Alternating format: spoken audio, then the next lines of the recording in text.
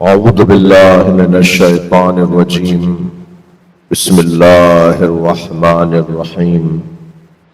الحمد لله الذي لا يبلغ مدحته القائلون ولا يحصي نعماءه العادون ولا يعدي حقه المجتهدون، الذي ليس لصفته حد محدود ولا نعت موجود ولا وقت معدود ولا أجل ممدود، وترى الخلائق بقدرته ونشر الرياح برحمته.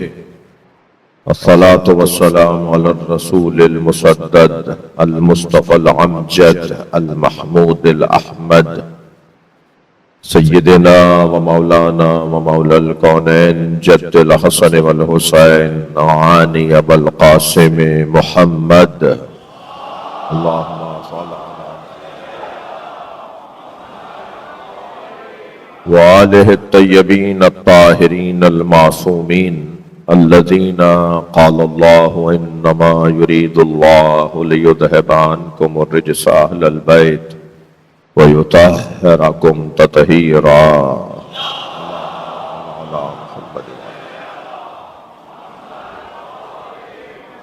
ولعنة الله على أعدائهم أجمعين من يوم عداوتهم إلى قيام يوم الدين.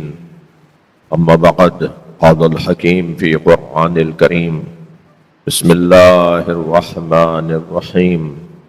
وجعلناهم أئمة يهدون بأمرنا وأوحينا إليهم فعل الخيرات وإقام الصلاة وإيتاء الزكاة وكانوا لنا عابدين.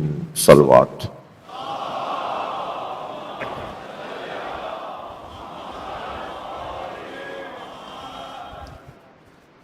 حاضرین مجلس، ذاکرین مجلس، بانی مجلس کے تمام مرحومین، اور گزارش کر رہا ہوں کہ جناب ڈاکٹر سلیم بلوچ صاحب، جناب داؤد بلوچ صاحب کے فرزند، ان کے مرحوم بھائی جاوید احمد بلوچ اور ان کے متعلقین اور آپ سب کے مرحومین، خاص طور پہ ہمارے عارف بھائی اور ان کے رفقا اور ان کے احباب، ان کے خانوادے کے مرحومین، شہدائے ملت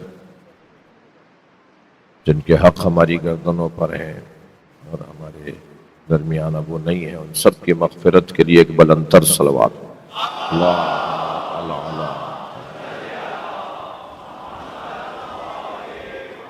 دعاؤں کی قبولیت کے لیے بلند تر صلوات.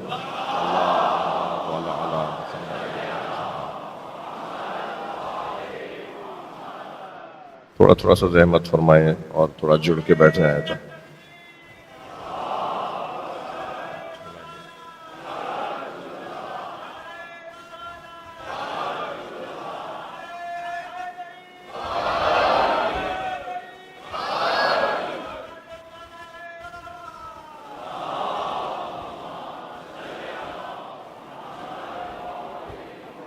سورہ مبارکہ الانبیاء کی 73ویں آیت ایک مرتبہ پھر آپ کے سامنے پڑھی ہے. اللہ اپنے اس کلام میں ارشاد فرما رہا ہے: وَجَعَلْنَاهُمْ أَئِمَّةً يَهْدُونَ بِأَمْرِنَا، اور ہم نے انہیں امام بنایا ہے تاکہ وہ ہمارے امر کی رہنمائی کریں. جو اللہ چاہتا ہے، جو اللہ کی مشیت ہے، جو اس کا حکم ہے، جو اس کی شریعت ہے، اس کی رہنمائی کرنے کے لیے اللہ نے امام بنائے ہیں. وَجَعَلْنَاهُمْ أَئِمَّةً يَهْدُونَ بِأَمْرِنَا، اور ہم نے انہیں امام قرار دیا ہے تاکہ وہ ہمارے امر کی رہنمائی کریں. وَأَوْحَيْنَا إِلَيْهِمْ فِعْلَ الْخَيْرَاتِ، ہم نے ان پر وحی نازل کی ہے نیک کاموں کی، نیک افعال، نیک کام، خدمات، لوگوں کی بھلائی، لوگوں کی خیر، لوگوں کی فلاح، لوگوں کی صلاح، جن امور میں ہے وہ ہم نے انہیں بتا دیے ہیں. وَأَوْحَيْنَا إِلَيْهِمْ فِعْلَ الْخَيْرَاتِ وَإِقَامَ الصَّلَاةِ، ہم نے ان سے کہا ہے کہ وہ نماز کو قائم کریں، وَإِيتَاءَ زکوٰۃ اور زکوٰۃ کی ادائیگی کریں۔ یہ سارے کام ہم نے جنہیں دیے ہیں وَكَانُوا لَنَا عَابِدِينَ، وہ ہیں کہ جو صرف اور صرف ہمارے بندے ہیں۔ صلوات پڑھیں محمد و آل محمد۔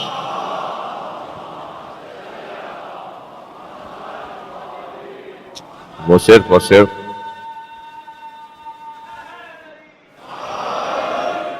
اور صرف ہمارے بندے ہیں۔ پروردگار عالم نے اپنے سفراء بھیجے ہیں زمین پر، اپنے سفیر بھیجے ہیں زمین پر مملکت الہیہ کے سفیر رہتے ہیں، اور یہ سفیر جس کی طرف سے بھیجے گئے ہیں، جس مملکت کے سفیر ہیں، اس مملکت کے ترجمان ہیں۔ لہذا ائمہ اہل بیت کے القاب میں ایک لقب ہے سفراء اللہ، اللہ کے سفراء، اللہ کے سفیر۔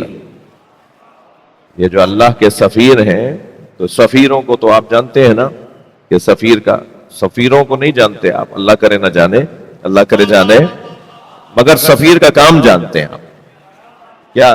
ہاں، سفارت کا کام کیا ہے؟ اس سے غرض نہیں ہے، اس سے غرض ہے۔ سب محترم ہے، میری مراد کوئی اور نہیں تھی، میری مراد یہ کہ اصل کام سفیر کا کیا ہے وہ جاننے کی ضرورت ہے۔ سفیر مملکت کا ترجمان ہوا کرتا ہے، یعنی یہاں تو تعلیم کی وزارت علیحدہ ہوگی، صحت کی وزارت علیحدہ ہوگی، دفاع کی وزارت علیحدہ ہوگی، ایسا ہی ہے۔ داخلہ امور اور انتظامی امور کی وزارت، جسے داخلہ امور کہتے ہیں، وہ علیحدہ ہوگی، مگر جو سفیر ہوتا ہے وہ ساری وزارتوں کا سفیر ہوتا ہے۔ یعنی وہ ہوتا ہے ایک مملکت کے اندر بیٹھا ہوا ہوتا ہے، کسی غیر ملک کے اندر، دوسرے ملک کے اندر، مگر اپنے ملک کی ساری وزارتوں کا ذمہ دار ہوتا ہے۔ یعنی اس ملک میں جو تعلیم کے لیے لوگ گئے ہوئے ہیں، یہ وزیر تعلیم نہیں ہے، مگر اس کی ذمہ داری ہے۔ اس ملک کے اندر جو تجارت کے لیے غرض سے کوئی کام لے کر جائے گا سفیر کے پاس، تو یہ وزیر تجارت نہیں ہے، مگر اس کی ذمہ داری ہے کہ وہ تجارتی مسائل کے اندر ان کو جواب دے۔ ایسا ہی ہے یا نہیں؟ تو ایک اعتبار سے شاید ملکوں میں بسنے اور رہنے والے وزیروں سے زیادہ اس کی اہمیت ہے کہ جو تمام مملکت کے، حتیٰ وہ ڈائریکٹ جو سربراہ مملکت ہوگا اس سے حکم لے گا اور اس سے رائے لے گا، اور پھر اس کی پالیسی کے مطابق وہ اپنی سفارت کو لے کے چلے گا۔ اچھا، پھر ایک تو یہ پہلو، دوسرا پہلو یہ ہے کہ وہ کس ملک میں سفیر ہے، وہ سفیر ہے کہاں؟ تو جتنا اہم ملک ہوگا، ملک جتنا اہم ہوگا، اتنا ہی سفیر قابل لگایا جائے گا۔ صلوات پڑھیں ذرا محمد و آل محمد۔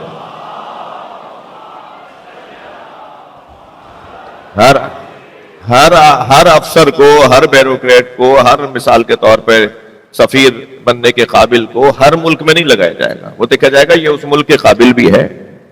اب ائمہ اہل بیت ہیں اللہ کے سفیر، اور جہاں سفیر بنا کر بھیجے گئے ہیں وہ کائنات کا دارالخلافہ ہے، جسے زمین کہتے ہیں۔ زمین پوری کائنات کا دارالخلافہ ہے۔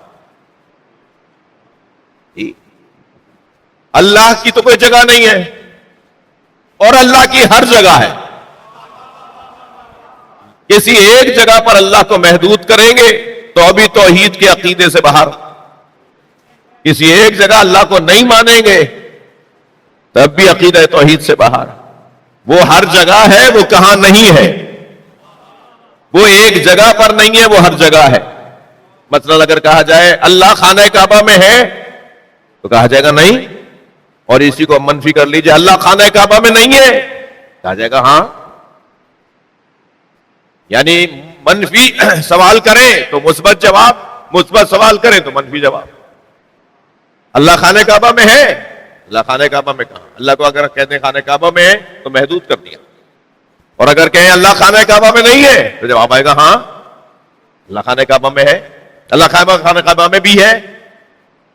وہ جو ہر جگہ پر ہے وہ تو ہے نا، اس نے اپنی ذات کا، اپنی صفات کا، اپنے کمالات کا، اپنے علم کا، اپنی قدرت کا، یہ ساری وزارتیں تصور کر لیں آپ۔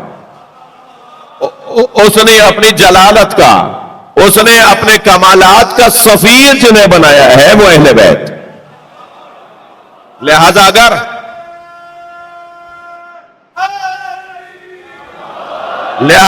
اللہ کے علم کے بارے میں بات ہے، اللہ کے علم سے متعلق بات ہے تو بھی یہی جواب دیں گے. اللہ کی قدرت سے متعلق بات ہے تو بھی یہی جواب دیں گے. اللہ کے رزق سے متعلق بات ہے تو بھی یہی جواب دیں گے. کوئی ایک موضوع بتائیے کہ جس کے جواب دے اہل بیت نہ ہو. مملکت الہیہ کے سفرا، ہر اللہ سے پڑھنے والا کام اگر جا کر کسی سے بات کرنی ہے تو وہ سفیر سے بات کرنی ہے، اور پروردگار عالم نے انہیں اپنا سفیر قرار دیا ہے. لہذا سجا کر بھیجا ہے، اہتمام سے بھیجا ہے، پڑھا کر بھیجا ہے، جی سنوار کر بھیجا ہے. روایات میں بڑے حسین حسین منظر ہیں اس باب کے اندر جس باب میں اس وقت میں داخل ہوا ہوں. مثلا مولانا نبی فرماتے ہیں یا علی زینک اللہ بالزہد فی الدنیا وحب المساکین. یا علی، اللہ نے تمہیں دو چیزوں سے سجا کر بھیجا ہے، دو ان چیزوں سے بھی سجا کر بھیجا ہے. یہ دو چیزیں بھی تمہیں سجاوٹ میں دی ہیں. تمہیں ایک چیز یہ کہ تمہیں زاہد دنیا قرار دیا ہے، ساری دنیا تمہارے سامنے اور تمہیں اس سے کوئی رغبت نہیں ہے. ساری دنیا کی نعمتیں تمہارے سامنے اور تمہیں ان کی طرف توجہ ہی نہیں. تمہارے اندر یہ جذبہ ڈال کے بھیجا ہے. سب کچھ تمہارے ہاتھ میں ہوگا. مولا کائنات کی بات ہو رہی ہے جس کے پاس سب کچھ ہوگا مگر اس کو کوئی رغبت نہیں ہوگی دنیا سے. بالزہد فی الدنیا وحب المساکین. اور یا علی تمہیں اللہ نے دوسری چیز جو دی ہے وہ یہ کہ تم مسکینوں سے محبت کرنے والے ہو. مسکین علی کو بہت پیارا ہے. غریب علی کو بہت پیارا ہے. دھتکارا ہوا علی کو بہت اچھا لگتا ہے. جسے سب دھتکار دیتے ہیں علی اسی کو گلے لگا لیتا. حضرت مالک اشتر جیسے زمیندار مولا علی کے صحابی، پیسے والے صحابی، خاندانی پیسے والے حضرت مالک اشتر، آبا و اجداد سے صاحب ثروت خاندان حضرت مالک اشتر کا. وہ فرماتے ہیں کہ جب میں علی کا فقیروں اور مسکینوں سے پیار دیکھتا ہوں تو میرا دل کرتا ہے کاش میں بھی مسکین ہوتا. ایسا پیار تو علی ہم سے بھی نہیں کرتے جتنا پیار علی مسکینوں سے کرتے ہیں. ساتھ کھانا کھائیں گے، اپنی روٹی کھولیں گے، ان کے ساتھ بیٹھ کے کھائیں گے. جب کسی فقیر نے کہا مولا میری روٹی تناول فرمائے، فرمایا صدقہ مجھ پہ حرام ہے، بیٹھوں گا تمہارے ساتھ بیٹھ کے کھاؤں گا مگر میں روٹی اپنی کھاؤں گا. پھر ایک دفعہ روٹی رومال میں سے نکالنے کے لیے گراہیں کھول رہے تھے. ایک گرہ پہ دوسری گرہ، دوسری گرہ پہ تیسری گرہ. فقیروں کی توجہ بڑھ گئی کہ اس میں سے کیا نکلے گا، اتنا باندھ کے لائیں. دیکھا تو سوکھی روٹی. تو ایک فقیر نے کہا کہ سوکھی روٹی تھی تو آپ نے اس کو اتنی گراہیں کیوں لگائی؟ فرمایا میں زیادہ گراہیں اس لیے لگاتا ہوں کہ حسنین روغن لگا دیتے ہیں. میں نہیں چاہتا حسنین میری روٹی پہ روغن لگائیں. میں اس کو اتنا باندھتا ہوں کہ یہ جلدی سے کھول نہ پائیں. جی یہ اللہ کے سفیر گھرانہ. عزیزان گرامی، اللہ نے انہیں بنا کر بھیجا ہے، اللہ نے انہیں سجا کر بھیجا ہے، اللہ نے انہیں سنوار کر بھیجا ہے. لقد ارسلنا موسیٰ بآیاتنا، اور ہم نے موسیٰ کو بھیجا ہے اپنی نشانیوں کے ساتھ. ان اخرج قومک من الظلمات الی النور. ہم نے موسیٰ کو اس لیے بھیجا ہے، سجا کر بھیجا ہے تاکہ وہ اپنی قوم کو ظلمتوں سے نکال کے نور کی طرف لے جائیں. بھیجنے کا ہدف بھی روشن ہے. ادھر حضرت موسیٰ کے ساتھ حضرت عیسیٰ، حضرت ابراہیم، حضرت موسیٰ کے ساتھ بیان ہوا، حضرت نوح کے ساتھ بیان ہوا کہ ہم نے بھیجا کیوں ہے. یہاں ائمہ کے ساتھ بھی اللہ بیان فرما رہا ہے کہ ہم نے بھیجا کیوں ہے. بھیجا اس لیے ہے کہ یہدونا بامرنا، تاکہ یہ ہمارے امر کی رہنمائی کریں، یہ ہماری امر کی رہنمائی کریں. نماز کو قائم کریں تاکہ لوگ غیر خدا کی بندگی سے نکلیں. زکوٰۃ کی ادائیگی کریں تاکہ معاشرے میں کوئی فقیر نہ رہنے پائے، کوئی مسکین نہ رہنے پائے. اور یہی کام وہی کر سکتا ہے جو صرف اور صرف ہمارا بندہ ہے. ہماری پالیسی پر، ہمارے دیے ہوئے دستور پر، ہمارے آرڈر پر، ہمارے حکم پر مکمل عمل وہی کر پائے گا جو صرف اور صرف ہمارا بندہ ہوگا. یہ فضائل کا باب ہے اہل بیت عصمت و طہارت کے لیے. آیت کا پہلا حصہ وَجَعَلْنَاهُمْ أَئِمَّةً يَهْدُونَ بِأَمْرِنَا، ہم نے انہیں امام بنایا ہے. جنہیں اللہ امام بنائے گا انہیں ماننا ہے، اس لیے کہ تم نے تو بنایا نہیں ہے، تمہارا تو کوئی ان کے اوپر احسان نہیں ہے، تم نے کوئی ان کے اوپر مہربانی نہیں کی، تمہارا ان سے کیا تعلق. تمہیں ماننا ہے اللہ نے انہیں بنا کر بھیجا ہے. جنہیں اللہ نے بنا کر بھیجا ہے انہیں ماننا ہے، ان کی اطاعت کرنی ہے. میں نے پہلی مجلس میں مولا حسین کا قول سنایا تھا. حضرت فرماتے ہیں کہ اذا عرفوا، اللہ نے کیوں خلق کیا جن اور انس کو؟ سورہ زاریات کی آیت کی تفسیر میں امام حسین فرماتے ہیں اللہ نے کیوں خلق کیا ہے؟ تاکہ یہ اللہ کی عبادت کریں معرفت کے ساتھ. اور فرماتے ہیں اذا عرفوہ عبدوہ، جب یہ اللہ کو پہچان لیں گے تو اس کی عبادت کریں گے.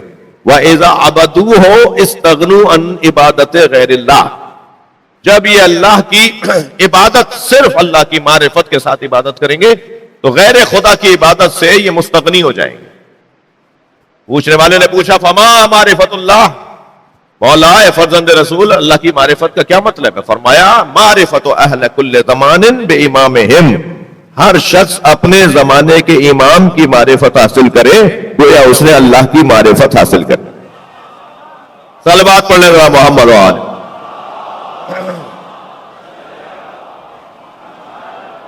الذی تجب علیہم طاعتہ، وہ امام جس کی اطاعت اللہ نے واجب قرار دی ہے، وہ امام جس کی اطاعت اللہ نے واجب قرار دی ہے.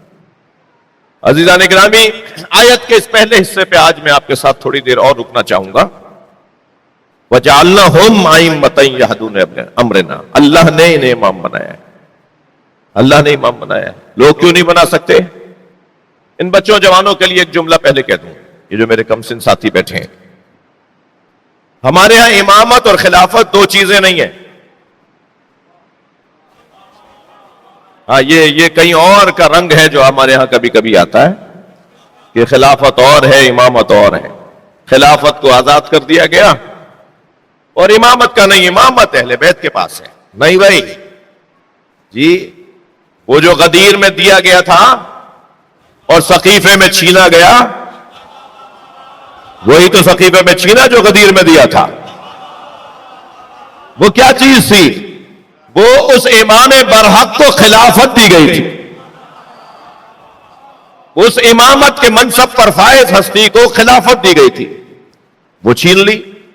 جس کا گلہ، جس کا شکوہ، جس کا مرثیہ مولا علی پڑھتے رہے، جناب زہرا پڑھتی نہیں، ائمہ اہل بیت اس کا مرثیہ پڑھتے رہے، اس پہ روتے رہے، اس پہ دکھ کرتے رہے. اور امام رضا نے تو یہاں تک فرما دیا کہ اگر انہوں نے غدیر کو بھلایا نہ ہوتا تو کربلا بپا نہ ہوتی. یہ غدیر کی وجہ سے کربلا بپا ہو گئی. کچھ لوگ تو کس غرض سے ہوں گے مجھے ان سے غرض نہیں ہے. صلوات پڑھے گا محمد و آل محمد. مگر کچھ لوگ غفلت کا شکار تھے. کچھ لوگ کس غرض سے کر رہے تھے یہ کیا انہوں نے، کیوں کیا؟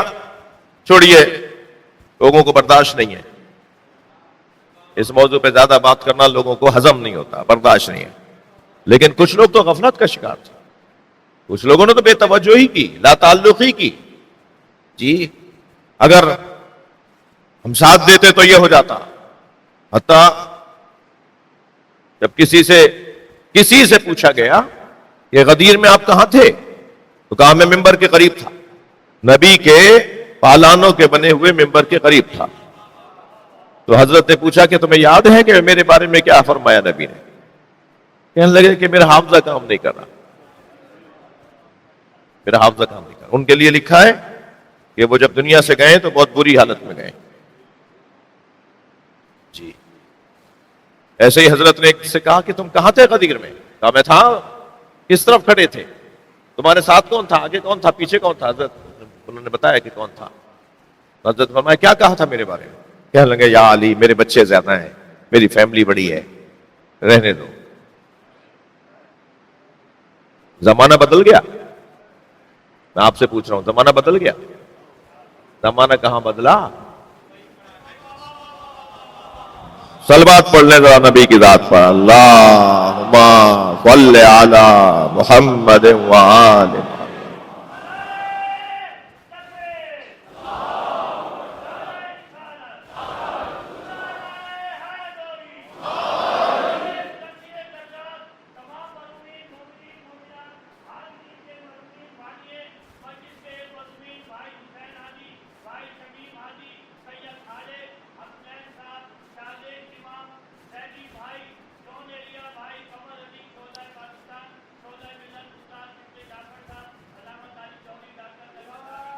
सलवात पढ़ो।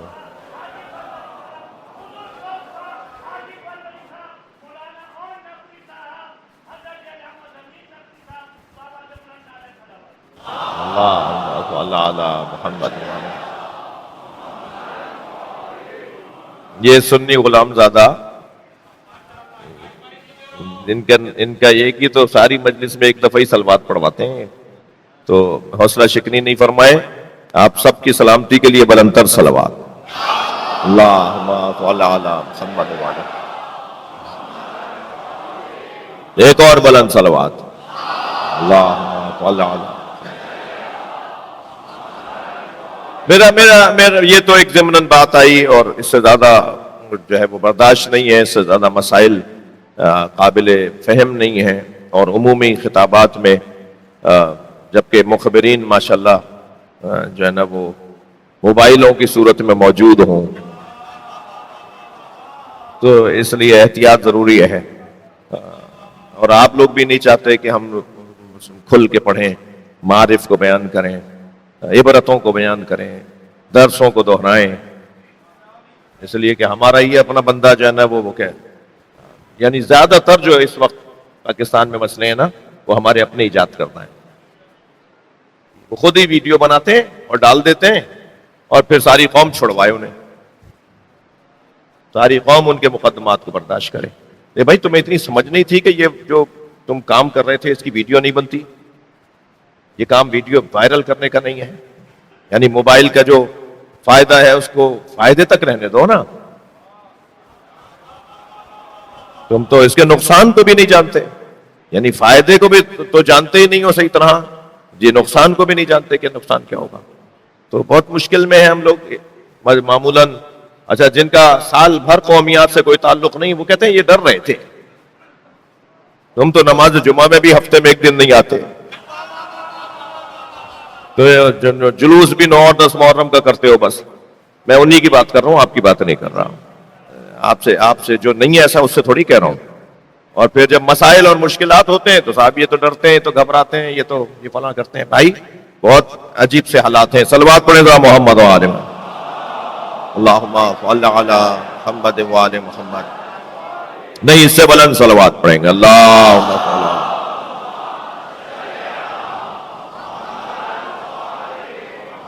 सवाल ये है आज की मजलिस में कि हम खलीफा क्यों नहीं बना सकते।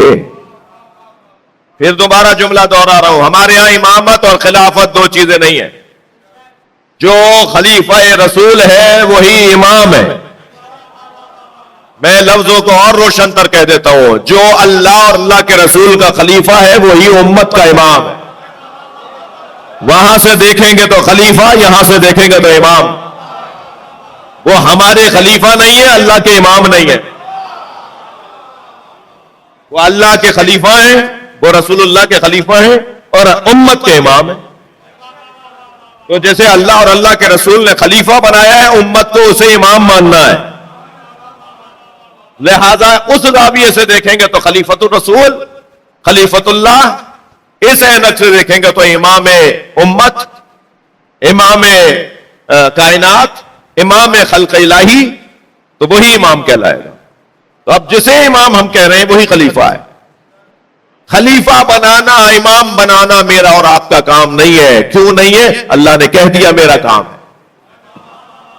जब अल्लाह ने कह दिया मेरा काम है, अरे ये माइक ही ले लीजिए आप, ये जो मेरे अजीज संभाल रहे हैं इसकी आवाज को बेहतर बनाने के लिए और इसको मुनज़्ज़म करने के लिए इतनी सारे बटन है उस मशीन के अंदर। कोई भी जाकर उन बटनों को छेड़ेगा, उसका काम नहीं है ना। اور جو وہ کام کرے جو اس کا کام نہ ہو، تو سوائے بگاڑ کے کچھ اور نہیں ہے۔ جب اللہ نے بار بار کہہ دیا ہے کہ خلیفہ بنانا میرا کام، امام بنانا میرا کام، ہادی بنانا میرا کام، وقتی طور پر حاکم بنانا میرا کام، تو پھر امت کو یہ کام کرنا ہی نہیں ہے۔ اچھا، اگر آپ آمادہ ہیں تو ایک جملہ کہہ رہا ہوں، تھوڑا سا سنگین ہے۔ امامت کا اور خلافت کا مسئلہ اتنا سنگین ہے، امامت اور خلافت کا موضوع اتنا سنجیدہ ہے، امت جانتی ہے کہ نبی کا جنازہ چھوڑا جا سکتا ہے، خلافت کو نہیں چھوڑا۔ صلوات پڑھنے ذرا محمد و آلہ وسلم۔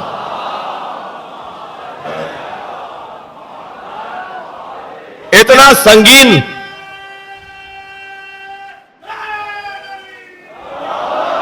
اتنا سنگین موضوع ہے جسے امت اتنا احترام دیتی ہو، امت اتنی اہمیت دیتی ہو، تو کیا اللہ اس مسئلے کے اوپر اپنا کوئی انتظام نہیں کرے گا؟ اللہ نے اسے سنبھالنے کے لیے، سجانے کے لیے، منظم رکھنے کے لیے اہتمام یہ کیا ہے کہ یہ کام میں کروں گا، امام میں بناؤں گا۔ اچھا، کیوں بھائی امت کیوں نہیں بنا سکتی؟ ان بچوں جوانوں کے لیے سوال اٹھا رہا ہوں اور اس کا جواب، کیوں امت امام نہیں بنا سکتی؟ ایک تو قرآن مجید کے اندر پروردگار عالم نے ایک صلوات پڑھیں، اللہم صل علی، سورہ قصص کی 68ویں آیت کے اندر ارشاد فرمایا یہ کام امت نہیں کر سکتی، یہ کام میں کروں گا۔ ارشاد ہو رہا ہے وَيَخْلُقُ مَا يَشَاءُ وَيَخْتَارُ مَا كَانَ لَهُمُ الْخَيَّرَةُ۔ اللہ خلق کرتا ہے، سورہ قصص آیت نمبر 68 اللہ خلق کرتا ہے اور اللہ ہی انتخاب کرتا ہے، اور انہیں ما کانا لہم الخیرہ، اور انہیں انتخاب کرنے کا حق نہیں ہے۔ خالق بھی اللہ ہے اور انتخاب کرنے والا بھی اللہ ہے۔ مخلوقات الہی میں سے کسے کیا منصب اور مقام دینا ہے، یہ کام بھی اللہ کا ہے۔ خلق بھی وہی کرے گا اور انتخاب بھی وہی کرے گا، اور صاف کہہ دیا اس نے سورہ قصص کے اندر کہ ما کانا لہم الخیرہ، لوگوں کا اختیار نہیں ہے کہ وہ انتخاب کریں، انتخاب کا حق لوگوں کو نہیں ہے۔ یا اللہ، ایک جانب تو کہتا ہے کرم نہ بنی آدم، ایک جانب تو کہتا ہے اشرف المخلوقات، ایک جانب تو کہتا ہے کہ لقد خلقنا فی احسن تقویم، ایک جانب تو کہتا ہے کہ یہ مخلوق جو میں نے بنائی ہے اس سے اچھی مخلوق بنی نہیں سکتی، ایک جانب تو اس انسان کو اتنا مقام اور اتنی اہمیت دیتا ہے، اور پھر تو کہہ رہا ہے کہ اس کو انتخاب نہیں ہے، اس کو اختیار نہیں ہے کہ یہ انتخاب کرے۔ سوال اللہ ہی سے کرتے ہیں، یا اللہ، اللہ ہی جواب دے گا۔ صلوات پڑھیں ذرا محمد و آلہ۔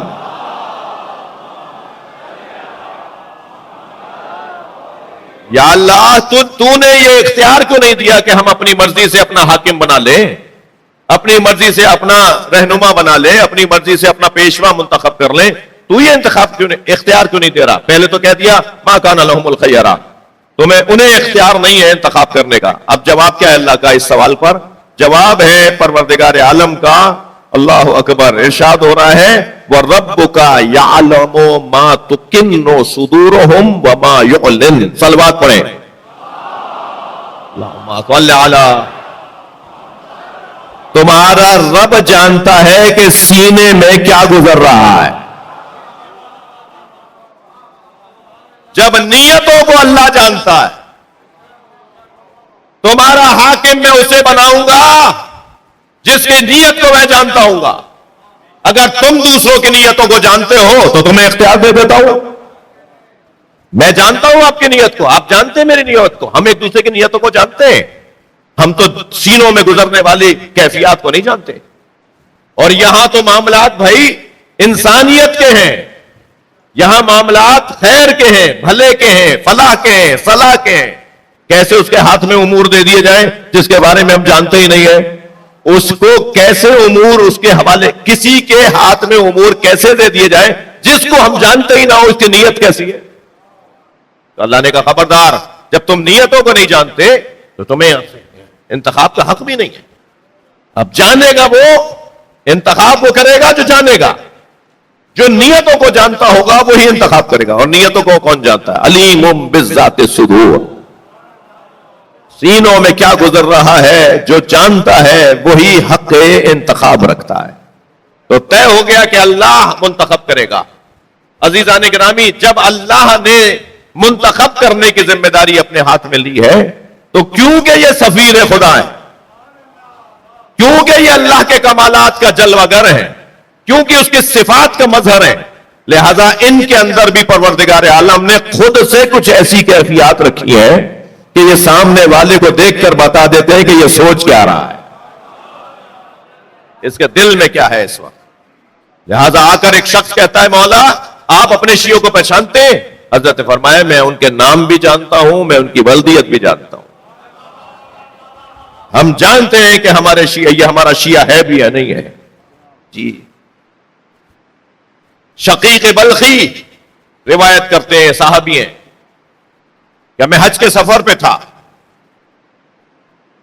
کہ میں نے ایک اونی چادر اوڑھے ہوئے جوان کو دیکھا جس کی پیشانی پہ سجدے کا نشان تھا، چہرے پہ نور اور جلالت تھی، لباس اس کا سادہ تھا، چپلیں اس نے ایسی معمولی پہنی ہوئی تھی، اور وہ اپنی ایک گٹھڑی ہاتھ میں لیے ایک پتھر کے اوپر بیٹھا تھا۔ لوگ اپنا سامان اتار رہے تھے مسافر خانے کے اندر مقام قادسیہ کے اوپر، اور سب اپنا اپنا جانور بٹھا کے اور سامان اتار کے مسافر خانے میں جاتے تھے، اور وہ اکیلا وہاں بیٹھا تھا۔ وہ کہتا ہے، شقیق بلخی کہتے ہیں کہ میں نے یہ سوچا کہ شاید یہ کوئی صوفی ہے، یہ کوئی صوفی ہے، یہ کسی سے مانگے گا، کسی کو تنگ کرے گا، کسی کو تنگ کرے گا، پیسے مانگے گا، ان کے ساتھ بیٹھ کے کھانا کھائے گا، ان کے کھانے میں کھانا کھائے گا کہ مجھے بھی ساتھ کھلا لو۔ یہ ذہن میں لے کر کہنے لگے کہ میں قریب جانے لگا کہ اس کو جا کے کہوں کہ کسی کو تنگ مت کرنا جی۔ تو جیسے ہی کہتے ہیں میں قریب بڑھا تو مجھے دیکھ کر ایک سر اٹھایا اور مجھے دیکھ کر کہا یا شقیق اجتنبوا کثیرا من الظن ان بعض الظن اسم، اے شقیق بدگمانیوں سے بچو۔ میں سلوات پڑھے، میں روایت سناؤں۔ سورہ حجرات کی 15ویں آیت پڑھی، یا شقیق بدگمانیوں سے بچو، بعض بدگمانیاں گناہ ہیں، یعنی بعض باتیں سوچنا بھی گناہ ہے۔ عمل گناہ ہوتا ہے نا، قرآن کہہ رہا ہے سوچ بھی گناہ ہے۔ بعض سوچ ایسی ہیں جو گناہ ہے، اپنے والدین کے لیے بعض چیزیں سوچنا، ائمہ کے لیے بعض چیزیں سوچنا، ان بعض الظن اسم، قرآن ہے یہ کہتا ہے کہ ایک دم میرے ہاتھ پیر کانپنے لگے کہ یہ تو میرا نام بھی جانتے اور میں کیا سوچ رہا تھا وہ بھی جانتے ہیں۔ تو میں نے چاہا کہ آگے بڑھ کے ہاتھ چوم لوں، تو ایک مرتبہ ایک آندھی، ایک ہوا، ایک مٹی اڑی، میں نے ذرا اپنی آنکھوں سے میں دھول مٹی کو بچانے کے لیے ذرا بچا، اور جیسے دیکھا تو پھر وہ غائب۔ کہتے ہیں قافلہ دوبارہ چلنا شروع ہوا، اور پھر مقام زبالہ پہ جا کے قافلہ رکا، اونٹ رکنے لگے، سواریاں بیٹھنے لگیں، میں نے اس کو پھر دیکھا، اور وہ ہاتھ میں تسبیح لیے ایک کونے میں اکیلا کسی جگہ پر بیٹھا ہے، تسبیح ذکر کر رہا تھا۔ تو میں نے سوچا کہ اب یہ مجھے نظر آ گئے، اب جا کے ان کا ہاتھ چوموں اور ان سے معافی مانگوں، ان سے کہوں مجھ سے غلطی ہوئی ہے۔ کہتے ہیں کہ میں جیسے ہی آگے بڑھا کہ اتنے فاصلے پہ کہ ان کی آواز مجھ تک اور میری ان تک پہنچے، کچھ فاصلے پر تھا تو ان کی آواز آئی، یا شقیق قال اللہ انی غفار لمن تاب وآمن وعمل صالحا، اللہ نے قرآن میں کہا ہے جو توبہ کرتا ہے میں اسے معاف کر دیتا ہوں۔ شقیق کہنے لگے، اور مجھے یقین بڑھ گیا کہ یہ کوئی ابدال ہے، یہ تو میری ذہن کو پڑھتا ہے، یہ میرے دل کے حالات کو جانتا ہے۔ کہتے ہیں میں بڑھنے لگا آگے، اچانک دو مسافر میرے بیچ میں آ گئے، ان کے اور میرے بیچ میں نے ان سے بچنے کے لیے اپنے آپ کو جو بچایا تو پھر غائب ہو گئے، پھر نظر نہیں آئے۔ آخر پھر قافلہ آگے بڑھا، یہاں تک کہ مکے سے کچھ پہلے جہاں احرام باندھنا تھا کسی میقات کے اوپر جا کے قافلے رکے، تو میں نے دیکھا کہ وہ ایک کنویں میں ڈول ڈال کے پانی بھر رہا ہے، اور اس کے ڈول کی ڈوری ٹوٹ گئی اور ڈول پانی میں چلا گیا. تو وہ پانی کہنے لگے اتنی دیر میں پہنچ گیا. میں نے دیکھا کہ وہ پانی سے کہہ رہے تھے کہ یا ربی اذا زمت فشربت، میں جب پیاسا ہوتا ہوں تو تو پانی پلاتا ہے. فلا تحرمیہا، اس ڈول کو مجھ سے دور نہ کر، یہ مجھے واپس کر دے. اس نے جیسے ہی یہ کہا تو پانی نے ایک مرتبہ جوش مارنا شروع کیا اور وہ ڈول پانی کے ساتھ اوپر آ کے ابلا. پانی جو ابلا تو ڈول بھی باہر آیا. اس نے ڈول کو لیا، رسی سے باندھ کے پانی بھرا. کہتے ہیں کہ میں قریب کھڑا ہوا دیکھ رہا ہوں، انہوں نے ڈول بھر بھر کے لوگوں کو پانی پلانا شروع کیا. میں اب سوچ رہا ہوں کہ یہ اس کام سے فارغ ہو تو ان سے بات کروں. تو ڈول میں کچھ پانی رہ گیا تھا، اس کی تہ میں کچھ پانی رہ گیا تھا. کہتے ہیں زمین پر بیٹھ گئے، 2 مٹھی مٹی اس کے اندر ڈالی، مٹھی بھر کے 2 مٹھی مٹی کی خاک کی اس میں ڈالی، اسے ہلایا اور کوزے میں ڈال کے مجھے آواز دے گا شقیق شربت پیو. کہتے ہیں مجھے تعجب ہونے لگا کہ یہ کون ہے جو یہ مٹی سے پانی میں ملا کے مجھے کہہ رہے ہیں شربت پیو. اور پھر انہوں نے مجھے وہ دیا، میں نے ان سے لے کر جب پیا اسے تو میں نے اتنا لذیذ شربت، اتنا میٹھا شربت اب سے پہلے نہیں پیا تھا.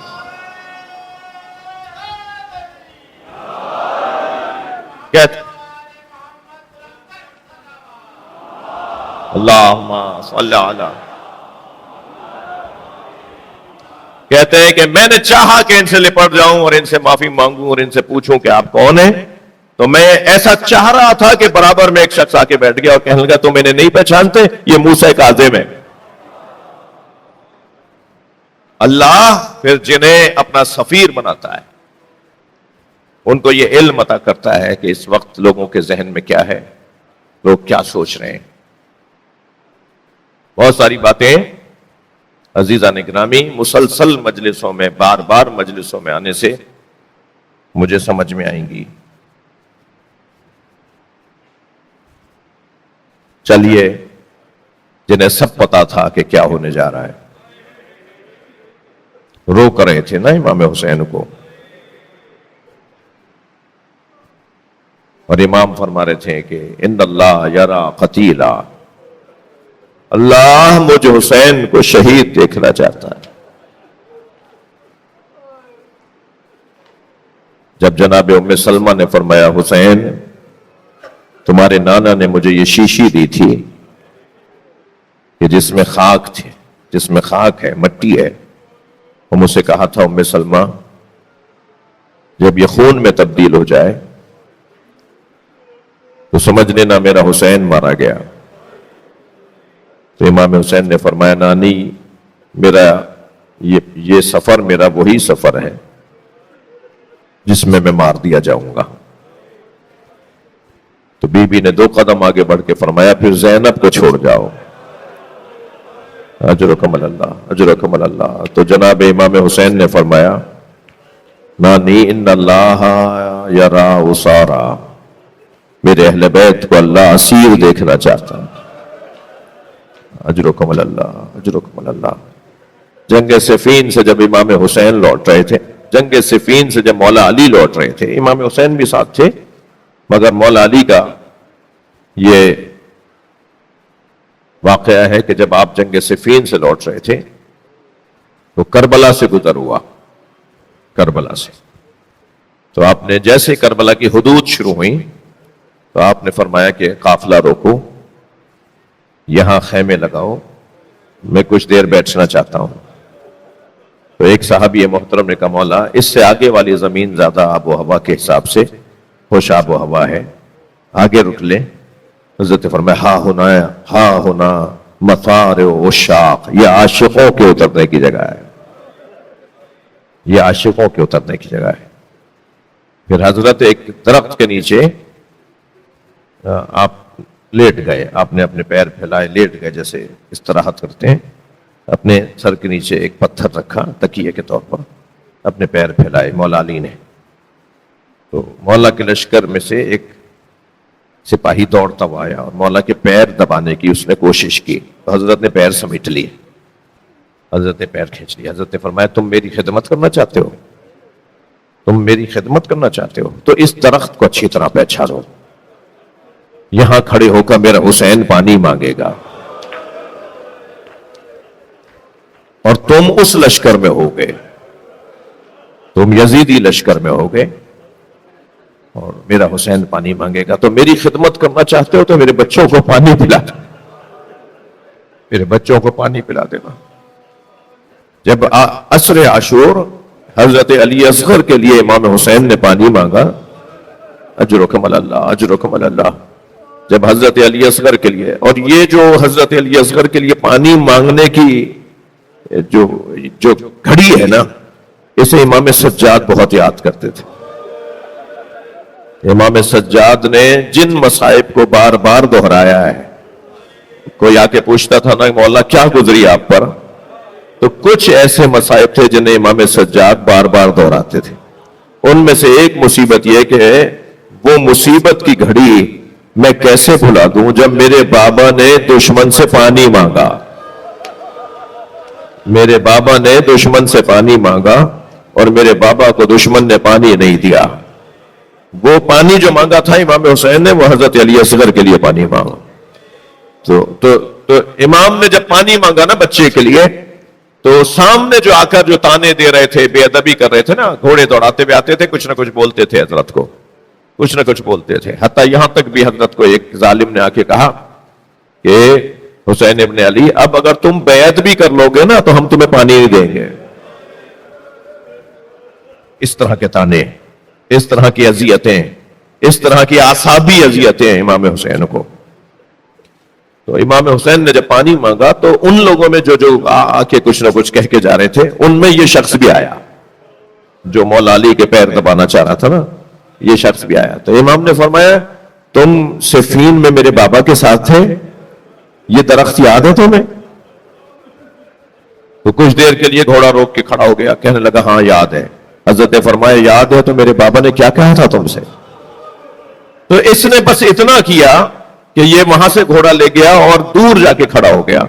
کچھ دیر تک یہ یزیدی لشکر کے ساتھ نہیں رہا، مگر دنیا، پیسہ، لالچ، خوف، اتنی چیزیں تھیں جو یزید کی طرف سے تھیں کہ کوئی خوف کا شکار تھا، کوئی لالچ کا شکار تھا، کسی کو منصب چاہیے تھا، کسی کو کرسی چاہیے تھی، کسی کو پیسہ چاہیے تھا۔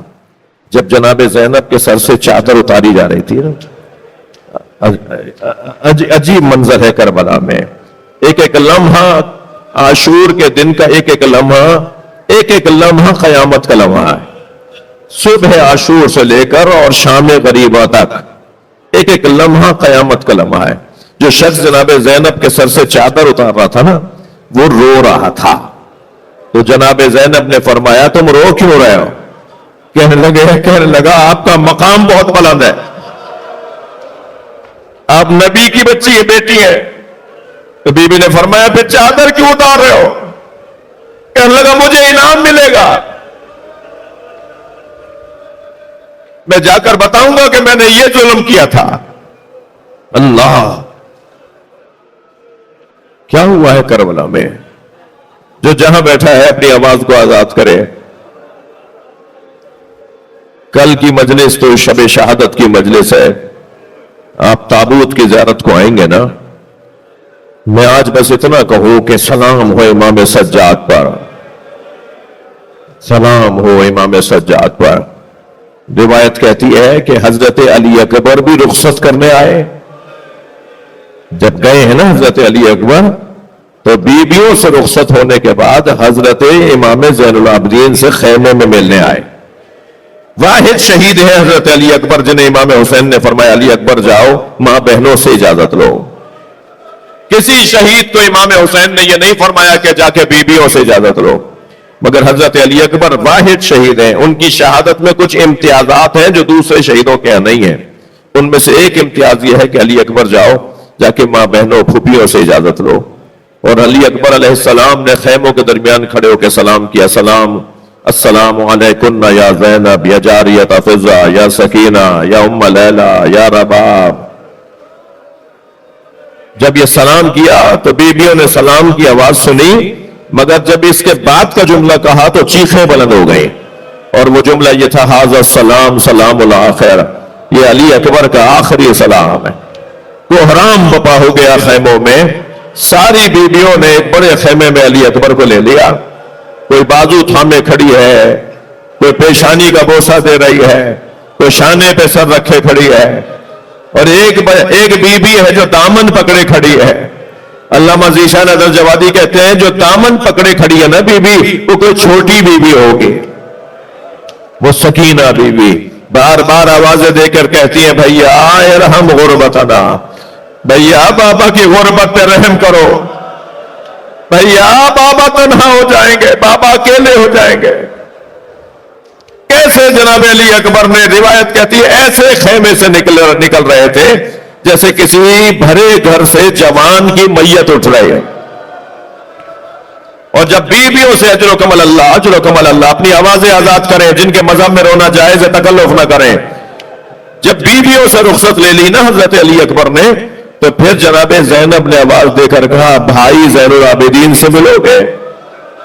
तो फिर इमाम सज्जाद के खेमे में गए। इमाम गशी के आलम में है, अजरो कमल अल्लाह, इमाम सज्जाद गशी के आलम में है। अजीब मंजर है मख्तल का। हजरत अली अकबर खेमे में आए, भाई को गौर से देखा और उसके बाद पायती में बैठ गए और इमाम सज्जाद के दोनों पैरों को हाथ में लिया, आंखों से लगाया, रुखसारों से लगाया, पैरों का बोसा दिया। इस कैफियत में इमाम सज्जाद ने आंखें खोली तो देखा अजरो कमल अल्लाह, अल्लाह आपको किसी गम में ना रुलाए। हाथ नहीं जोड़ो मेरे भाई, मैं दोबारा जुमला कह देता हूं। इमाम सज्जाद के जब पैरों का बोसा लिया तो इमाम सज्जाद ने आंखें खोल दी, देखा ज़ैनुल आबिदीन पैर पकड़े बैठे।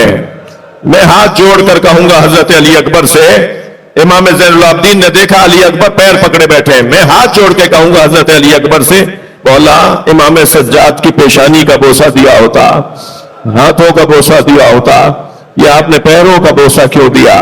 अजब नहीं आवाज आए इन पैरों में कांटे चुभेंगे, मेरा भाई कूफा शाम की राहों से गुजरेगा।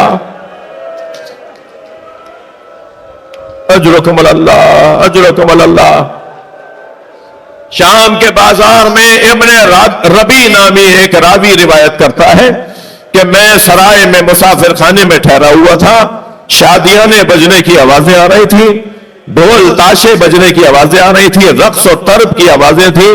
मैं अपने हुजरे में मुसाफिर खाने में ठहरा हुआ था तो मैं उठा और ये सोचकर उठा कि शाम में ये जश्न क्यों मनाया जा रहा है, आज कोई मुसलमानों की ईद का दिन तो है नहीं। कहता है जब मैं अपने हुजरे से निकला तो एक और मुसाफिर से मैंने पूछा कि आज ये शाम में जश्न किस बात का है, आज कोई ईद का दिन तो नहीं है।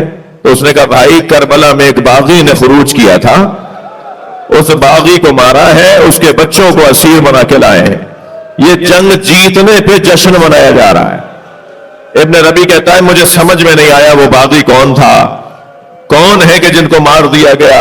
कहता है मैं अपने सराय से बाहर निकला मुसाफिर खाने से तो मैंने अजीब मंजर देखा, कुछ नूरानी कटे हुए सर हैं जो नेजों की अनियों पर हैं, उन्हें उठाया हुआ है, कुछ मुखद्दरात है, कुछ मुकद्दस बीबियां हैं जिनको असीर बनाया हुआ है, जिनमें बच्चे भी हैं, जिनमें बच्चियां भी हैं, और एक असीर है जिसके हाथों में हथकड़ियां हैं, पैरों में बेड़ियां हैं। अजरो कमल अल्लाह, और वो काफले के आगे आगे चल रहा है।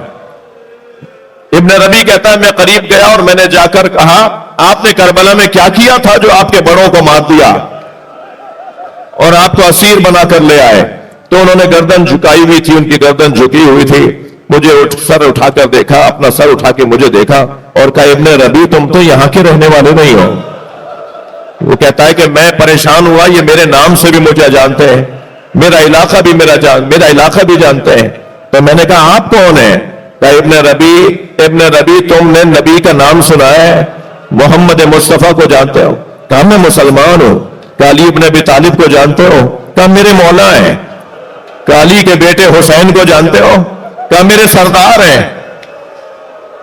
फरमाया हुसैन के बेटे ज़ैनुल आबिदीन को जानते हो? कहा मेरे मौला की औलाद है, मेरे मौला के बेटे हैं। कहा मैं तुम्हारे सामने ज़ैनुल आबिदीन खड़ा। एक मर्तबा कांप के रह गया, मौला हुसैन कहां है? कहा वो जो नेजे के अनी पे सर है वो मेरे बाबा हुसैन का।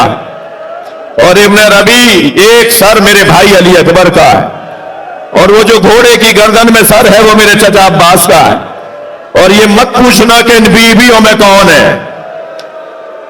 اجرکم اللہ، اجرکم اللہ۔ اللہ آپ کو کسی غم میں نہ رہا ہے۔ کہنے لگا مولا مجھے حکم کرے میں کیا کروں؟ فرمایا تمہارے پاس پیسے کتنے؟ اللہ کسی کریم کو یہ دن نہ دکھائے کہ مولا 2000 درہم ہے، کہ جاؤ چادریں خرید کر لے آؤ۔ تمہارے پاس جو پیسے ہیں اسے چادر خرید کر لے آؤ۔ ابن ربی کہتا ہے میں چادریں خرید کر لے کر آیا۔ میں نے کہا مولا چادریں لے آیا ہوں، کہ یہ بیویوں کو جا کے دے دو۔ وہ کہتا ہے میں نے سیدانیوں کو چادریں دی، ابھی چادریں سب کو پوری طرح سے دی نہیں گئی تھی کہ پھر نیزہ بردار ظالم آئے، اور پھر واہ حجابہ کے نوحے بلند ہوئے، سروں سے پھر چادریں اتار لی گئی۔ میں امام سجاد کے قریب آیا، مولا حکم کرے میں کیا کروں؟ کہ تمہارے پاس کچھ اور پیسے ہیں؟ کہ مولا 1000 درہم باقی بچے۔ حضرت نے فرمایا جو نیزوں پر سر اٹھائے ہوئے ہیں نا، انہیں دربار میں پیسہ ملے گا، یہ پیسوں کی خاطر کر رہے ہیں، انہیں پیسے دے کے کہو کہ کچھ آگے چلے جائے، یہ کچھ آگے چلے جائے، تاکہ تماشا بین سروں کے قریب چلے جائے۔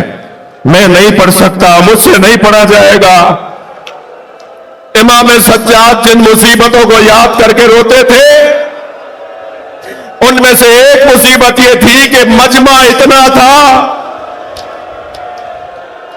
ازدحام اتنا تھا کہ اجنبی میری پھوپھیوں کے قریب بیویوں کے قریب آ جاتے تھے۔ امام نے فرمایا اس سے کہو انہیں کچھ پیسے دو، انہیں کہو کچھ آگے چلے جائیں، تاکہ یہ تماشا دیکھنے والے میری ماں بہنوں سے دور ہو جائے۔ وہ کہتا ہے میں نے جا کے بات کی تو کوئی تیار ہوا، کوئی تیار نہیں ہوا۔ اسی اثنا میں نے دیکھا ایک شخص نے حسین کی پیشانی پہ پتھر مارا۔ اجرکم اللہ۔ ابن ربی کہتا ہے اب مجھ سے رہا نہیں گیا، میں نے تلوار نکالی، اس شخص کی طرف بڑھنا چاہا جس نے پتھر مارا تھا، تو امام سجاد کی آواز آئی ابن ربی رکو رکو۔ میں رکا، میں نے مڑ کے دیکھا، فرمایا تمہیں ایک پتھر برداشت نہیں ہوا؟ ہم کربلا سے پتھر کھاتے آ رہے، ہمیں دربار میں جانے دو۔